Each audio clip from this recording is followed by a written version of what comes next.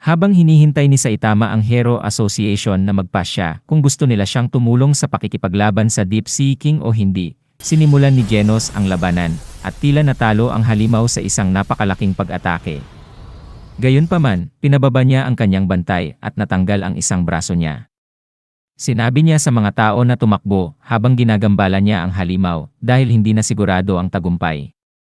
Siya ay tila gumagawa ng isang mahusay na trabaho hanggang sa ang Deep Sea King ay naglunsad ng isang globe ng acid sa isang maliit na batang babae na hinarang ni Genos at natunaw nito ang kanyang bionic na katawan na halos pumatay sa kanya. Sa sandaling yon, bago pa matatapos ng Sea King ang Genos, lumitaw si Mumen Rider at nakipag-ugnayan sa Deep Sea King. Siya ay madaling talunin ngunit tumangging sumuko. Nang makita ito, nagpasya ang mga tao na palakasin ang loob niya, ngunit hindi ito nagtagumpay.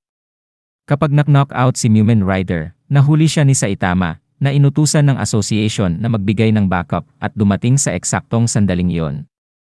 Pagkatapos makipagpalitan ng ilang salita sa Deep Sea King, natalo niya ito sa isang suntok at pinuri ng mga taong bayan. Muling lumitaw si Sonic kasama ang kanyang mga armas sa ibang bahagi ng bayan.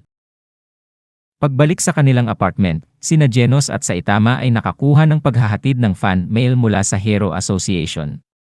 Si Genos ay pinuri, habang si Saitama ay nakakakuha ng isang mapuot na sulat na tinatawag siyang isang manloloko. Ang episode ay bumalik sa isang flashback mula pagkatapos ng tagumpay ni Saitama. Tuwang-tuwa ang mga tao na naligtas at humanga sila sa mabilis na tagumpay ni Saitama. Gayunpaman, sinimulan ng isa sa kanila ang masamang bibig sa iba pang mga bayani na nagsasabi kung paano sila naging mga manloloko, anuman ang kanilang ranggo mula nang sila ay matalo. Ang kanyang katuwiran ay hindi magiging ganoon katigas ang Deep Sea King kung natalo ito ng isang C-class hero sa isang suntok. Nang marinig ito, tumawa si Saitama at minaliit ang kanyang tagumpay upang iligtas ang reputasyon ng iba pang mga bayani sa pagsasabing sinuwerte siya at naging madali para sa kanya ang trabaho dahil huli siyang dumating at nanghina ang halimaw. Sinabi rin niya sa mga tao na pangalagaan ang mga namatay na bayani para patuloy niyang mapakinabangan ang kanilang trabaho. Tinatanggap siya ng mga tao bilang isang pandaraya at nagpapasalamat sa mga nahulog para sa kanilang trabaho.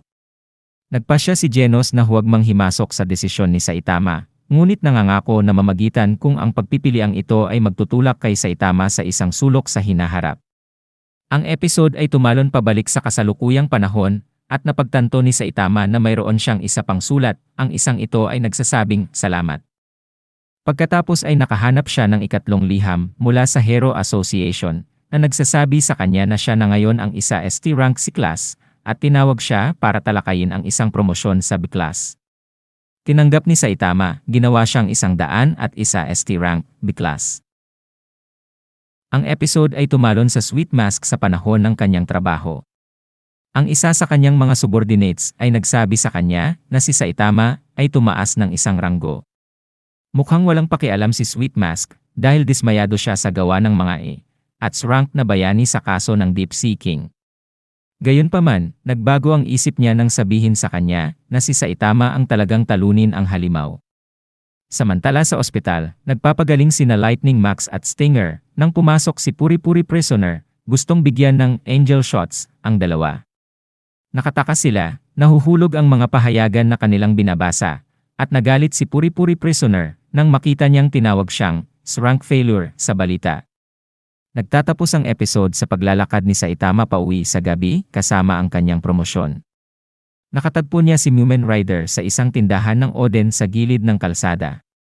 Ipinahayag ni Mumen Rider na nagpadala siya ng liham ng pasasalamat at nagbabayad para sa hapunan ni Saitama. Lumitaw ang sinaunang hari ng Terror Lizard Clan at ipinadala si Tatsumaki upang harapin siya. Pagkatapos ng maikling away, nagpadala si Tatsumaki ng meteor mula sa kalawakan para sirain ang halimaw. Sa dojo ni Bang, sinabi ni Bang kina Saitama at Genos ang tungkol sa kung paano naging wild ang kanyang dating pinakamahusay na estudyante, si Garo, at natalo ang lahat ng iba pa niyang nangungunang estudyante. Biglang dumating ang isang staff ng Hero Association at ipinaalam sa mga bayani na may emergency na idineklara at lahat ng S-class na bayani ay tinawag sa isang pulong. Sa asosasyon, Nakilala ni Saitama si Atomic Samurai, isang mayabang na bayani ng S-Class, at iba pa, Puri-Puri Prisoner, Metal Bat, Tank Top Master, Flashy Flash, Watchdog Man, Super Alloy Darkshine, Pig God, Drive Knight, Zombieman, King, Child Emperador. Si Sitch, isang miyembro ng asosasyon, ay nagsimula ng pulong sa pamamagitan ng pagsasabi sa mga bayani na ang emerhensya ay magiging mapanganib at kahit na sa kanilang mga kakayahan, walang garantiya ng kaligtasan. Gayon din, ang dakilang tagakita, si Madam Shibabawa, ay namatay habang nabalisa at nasasakal sa ubo dahil sa ubo habang hinuhulaan ang hinaharap. Binanggit ni Sitch na ang mga hula ni Shibabawa ay palaging 100% tumpak, maging ito ay pag-atake ng halimaw o natural na sakuna. Bago siya namatay, nag-iwan siya ng isang tala na inaakalang ang kanyang pinakadakilang propesya. Ang tala ay may nakasulat na "The Earth is in trouble" na nakaalarma sa mga bayani. Binalaan niya ang mga bayani na maghanda para sa isang laban sa susunod na 6 na buwan.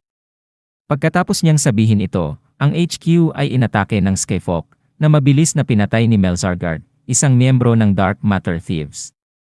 Ang isang alien spacecraft pagkatapos ay nagpapatuloy upang sirain ang City na nagdulot ng malaking bilang ng mga nasawi. Nang malapit ng patayin ni Melzargard ang ilang sibilyan, si Ian, isang estudyante ng Atomic Samurai, ay dumating at nakipag-away sa kanya.